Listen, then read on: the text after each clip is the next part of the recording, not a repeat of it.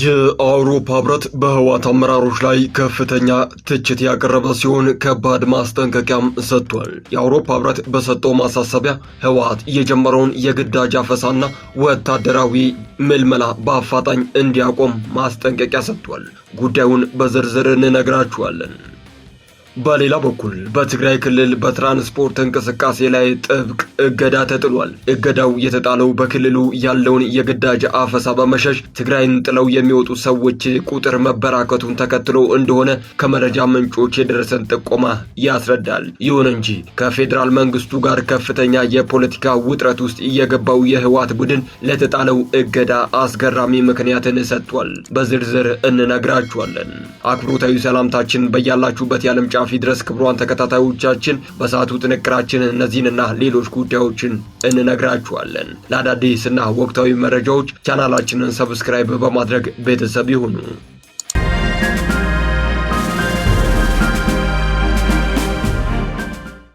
ቀዳሚ ወዳደረግነው መረጃችን ስናልፍ በአዲስ አበባ ከተማ የመኖሪያ ቤት ክራይ ዋጋ መተመኛ ጥናት የቀረበ ሲሆን በ2019 በጀት ዓመት እንደሚተገበርም ተገልጿል። በአዲስ አበባ ከተማ የመኖሪያ ቤት ኪራይ ዋጋን ሳይንሳዊና ምክንያታዊ በሆነ መንገድ ለመምራት የመተመኛ ጥናት ይቀርቡ የፓናል ውይይት መካሄዱ ታውቋል። ይህ የቀረበው የዋጋ ትመና ጥናት በዘፈቀደ የተሰራ ሳይሆን የከተማዋን ነዋሪ የመክፈል አቅም በማገናዘብ መሆኑን የአዲስ አበባ ከተማ ቤቶች ልማትና አስተዳደር ቢሮ ኃላፊ ቅድስት ወልደ ጊዮርጊስ ገልጸዋል። ጥናቱን የአዲስ አበባ አመራርና አካዳሚና የተለያዩ ዩኒቨርሲቲ መምህራን እንዳከናወኑና በ2019 በጀት ዓመት እንደሚተገበርም ጠቁመዋል። ከተማ አስተዳደሩ የኑሮ ጫናን ለመቀነስና የመኖሪያ ቤት ኪራይ ገቢው ላይ ይስተዋሉ የነበሩ ህገወጥና ዘፈቀዳዊ አሰራሮችን ለመግታት እየሰራ መሆኑን አስታውቋል። ኃላፊዋ አዋጁ በሚሰጠው ስልጣንና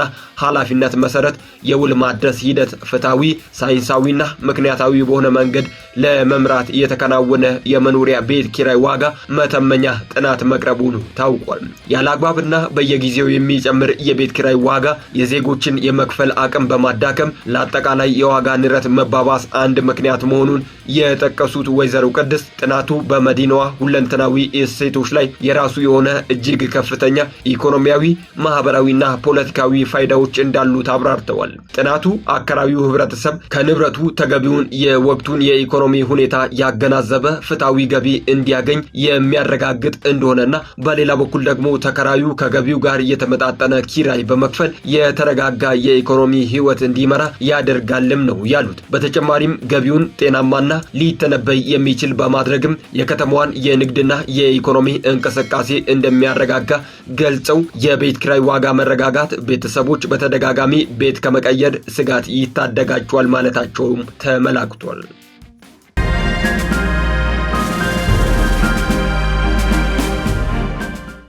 በትግራይ ክልል ከሚገኙ ከተሞች ተነስተው ወደ አዲስ አበባ እንዲሁም ወደ ተለያዩ የሀገሪቱ ክልሎች የሚጓዙ የህዝብ ማጓጓዣ አውቶቡሶች ከምሽቱ 12 ሰዓት ተኩል እስከ ንጋቱ 12 ሰዓት ተኩል ድረስ የሌሊት ጉዞ እንዳያደርጉ እገዳ ተጥሎባቸዋል። ከትግራይ ክልል ፖሊስ ኮሚሽን ይፋዊ የደብዳቤ ሰነድ መረዳት እንደተቻለው እገዳው የተጣለው በሌሊት በሚደረጉ ጉዞዎች ሳቢያ እየደረሰ ያለውን ከፍተኛ የትራፊክ አደጋና አጠቃላይ የህዝብ ደህንነት ስጋትን ለመቀነስ ነው ተብሏል። ከዚህም በተጨማሪ በሌሊት በሚንቀሳቀሱ አውቶቡሶች ላይ ህገወጥ የሰዎች ዝውውርና መሰል ጥርጣሬዎች እየታዩ መሆኑን ከህብረተሰቡ የደረሱ ጥቆማዎችን መነሻ በማድረግ ውሳኔው መተላለፉ ተመላክቷል። በትግራይ ክልል የትራፊክ ደህንነት አደጋ ቁጥጥርና ምርመራ መምሪያ ኃላፊ አብርሃ ወረደ ተፈርሞ የወጣው ይህ ይፋዊ መመሪያ ከሰኔ 18 ቀን 2018 ዓ.ም ጀምሮ ማንኛውም የህዝብ ማጓጓዣ አውቶቡስ ከምሽቱ 12 ሰዓት ከ30 እስከ ንጋት 11 ሰዓት ከ30 ደቂቃ ድረስ ጉዞ ማድረግን ሙሉ በሙሉ ይከለክላል። ይህ አዲስ የሌሊት ጉዞ እገዳ በክልሉ ትራንስፖርትና መገናኛ ቢሮ ቀደም ሲል ሰኔ 13 ቀን 2018 ዓ.ም የተላለፈውን የውሳኔ አቅጣጫ ተከትሎ የወጣ ሲሆን በክልሉ የሚገኙ 7ቱም የዞን ፖሊስ መዋቅሮች ትዕዛዙን በመሬት ላይ ባሉ የትራፊክ ፍተሻዎች ላይ ጥብቅ በሆነ ሁኔታ እንዲያስፈጽሙና ክትትል እንዲያደርጉ መመሪያ ተሰጥቷቸዋል። ውሳኔው በሌሊት ተነስተው ከትግራይ አዲስ አበባ የሚጓዙትን የህዝብ ማመላለሻ አውቶቡሶች ላይ ጫና ለማሳደር እየተደረገ ይሁን አይሁን እስካሁን የተባለ ነገር የለም። ይሁን እንጂ ከትግራይ ክልል የመረጃ ምንጮቻችን የደረሰን ጥቆማ እንደሚያስረዳው ክልሉን እያስተዳደረ የሚገኘው ህወሓት ይህን ውሳኔ ያሳለፈው በክልሉ ተባብሶ የቀጠለውን የግዳጅ አፈሳ በመሸሽ በርካታ ቁጥር ያላቸው ወጣቶች ትግራይን ለቀው እየተሰደዱ መሆኑን ተከትሎ ነው ብለዋል።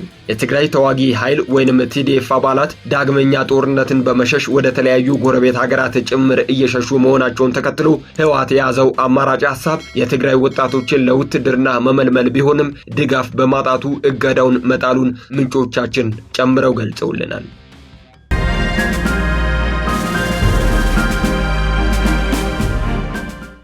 በመጨረሻም ህዝባዊ ወያኔ ሓርነት ትግራይ ህወሓት የትግራይ ክልል ምክር ቤትን ወደ ስራ መመለሱንና የተናጠል የግዳጅ ወታደራዊ ምልመላን ተግባራዊ ማድረጉ የፕሪቶሪያውን ስምምነት ድንጋጌዎች የሚጥስ ነው ሲል በኢትዮጵያ የአውሮፓ ህብረት ልዑክ ትችት አቅርበዋል። የፕሪቶሪያው ስምምነት በተጨባጭ ተፈጻሚ ለማድረግ በሁሉም ወገኖች የሚደረጉ ውይይቶች በአስቸኳይ በድጋሚ መጀመር እንዳለባቸውም ልዑካን ቡድኑ አሳስቧል። የአውሮፓ ህብረት ልዑክ ይህን ያለው በትግራይ ያለውን ሁኔታ በተመለከተ ሰኔ 20 ቀን 2018 ዓ.ም ባወጣው አጭር መግለጫ ነው። የህብረቱ ልዑክ በዚህ መግለጫው በሰሜን ኢትዮጵያ ያለው ውጥረት የተሟላበት ሁኔታ እንደሚያሳስበውም ገልጿል። 27 ሀገራትን በአባልነት ያቀፈው የአውሮፓ ህብረት በአሳሳቢነት ከጠቀሳቸው ሰሞነኛ ጉዳዮች አንዱ ህወሓት ትይዩ የክልል ምክር ቤት ማቋቋሙን ነው። ህወሓት በጳጉሜ 2012 ዓ.ም በተደረገ አወዛጋቢ ምርጫ የተመረጠውን የትግራይ ክልል ምክር ቤት ወደ ስራ እንዲመለስ የወሰነው ባለፈው ሚያዝያ ወር መጀመሪያ ላይ እንደነበር ይታወሳል።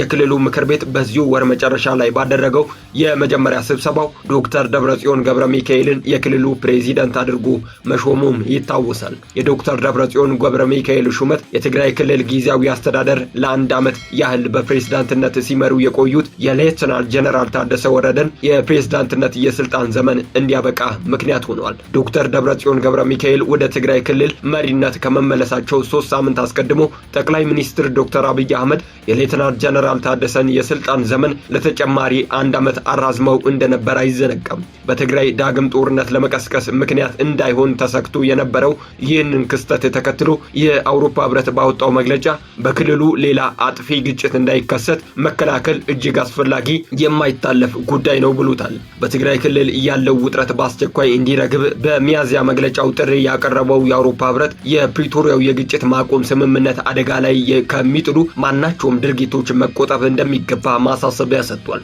በኢትዮጵያ የአውሮፓ ህብረት ልዑክ በመግለጫው በህወሓት በኩል ከሰሞኑ የተወሰዱ እርምጃዎች በጥቅምት 2015 ዓ.ም በደቡብ አፍሪካ ፕሪቶሪያ ከተማ የተፈረመውን ስምምነት ድንጋጌዎች የጣሰ እንደሆነ አስታውሷል። የህብረቱ ልዑክ ለዚህ በማሳያነት የጠቀሰው ሌላኛው የህወሓት እርምጃ በትግራይ ክልል ባለፉት ወራት ሲካሄድ የቆየው የግዳጅ ወታደራዊ ምልመላን ነው። ካለፈው መጋቢት ወር መጨረሻ ጀምሮ በትግራይ ክልል የተለያዩ አካባቢዎች በውጊያ ሊሳተፉ የሚችሉ ወጣቶችን በግዳጅ የመመልመልና በአፈሳ ወደ ወታደራዊ ማሰልጠኛ የማጋዝ እንቅስቃሴዎች ሲካሄዱ እንደነበር የሰብአዊ መብት ተሟጋች ድርጅቶችና መገናኛ ብዙሃን በስፋት ሲዘግቡት ቆይተዋል። በትግራይ የግዳጅ ወታደራዊ ምልመላ ለማካሄድ ያስችላል የተባለ አወዛጋቢ ህግ ባለፈው ግንቦት ወር መጨረሻ በክልሉ ምክር ቤት መጽደቁ አይዘነጋም። የግዳጅ ወታደራዊ ምልመላው በህወሓት በኩል በተናጠል እየተደረገ መሆኑን የአውሮፓ ህብረት ልዑክ ባወጣው መግለጫ ጠቅሷል። የህብረቱ ልዑክ በትግራይ ክልል ላለው ወቅታዊ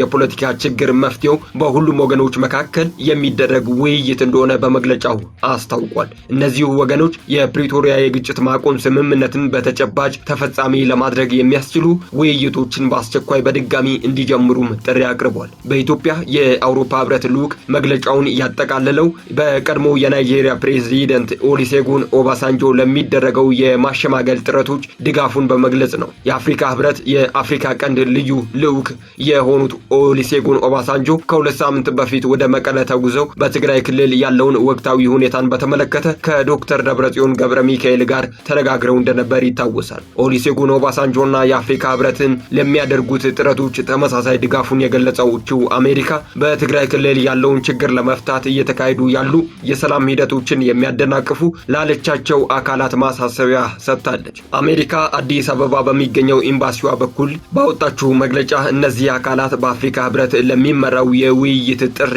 በአስቸኳይ ትብብር እንዲያደርጉ ማሳሰቢያ ሰጥታለች። ኤምባሲው በዚሁ መግለጫው በትግራይ ክልል ያሉ የፖለቲካና የሲቪል ማህበረሰብ መሪዎች በፖለቲካዊ ውይይት መሳተፍ እንደሚገባቸውም መልእክት አስተላልፏል። እነዚሁ መሪዎች የፕሪቶሪያ የግጭት ማቆም ስምምነትን ሙሉ በሙሉ ተግባራዊ ማድረጋቸው እጅግ አስፈላጊ መሆኑንም አጽንኦት ሰጥተውበታል።